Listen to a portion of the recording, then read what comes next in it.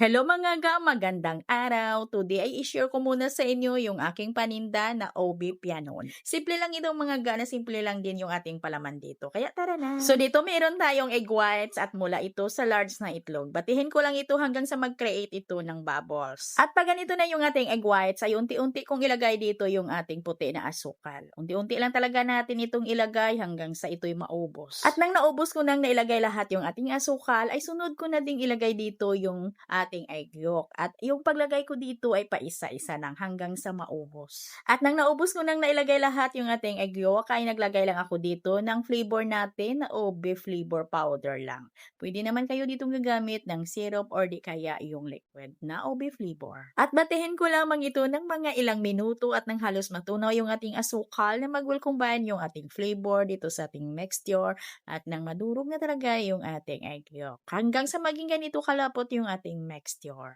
At dito na, paunti-unti ko nang ilagay dito yung ating cake flour. Unti-unti lang natin sa paglagay hanggang sa maubos. At pag naubos na natin na ilagay lahat yung ating harina, ay batiin lang natin yan para mag-well combine yung ating harina dito sa ating mixture. At gamitan lang natin yan ng spatula para po ay maghalo talaga yung ating harina dito sa ating mixture. At huwag lang natin itong ma-overmix mga. At sa ating recipe na ito ay makagawa po tayo ng dalawang 11 by 15 by 1 ng sizes ng ating tray. Mga medyo marami yung ating recipe ngayon. At lutuin natin ito agad mga palangga at kailangan ay mainit na yung ating oven bago natin ito isalang. At lutuin lang natin ito sa loob ng 20 to 25 minutes sa 160 degrees Celsius yung init ng ating oven. At pero sa pagluto pa rin dito ha, ay depende pa rin sa gamit natin na oven ha. Ay tansyahin nyo lang.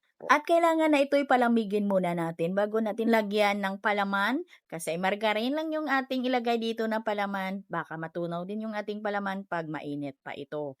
Pagkatapos ko yung nalagyan ng margarine, ay naglagay ako dito ng powdered milk. And then i-roll lang natin yan ng diretso. At yung isa natin ay nagtoppings ako dito ng white sugar. At ganun din, margarine yung ipalaman natin dito at saka yung powdered milk. Ang pintahan dito ay depende ho isa laki ng ating hiwa at lalong depende yan sa ating costing. Hanggang dito lang mga maraming salamat at bye-bye!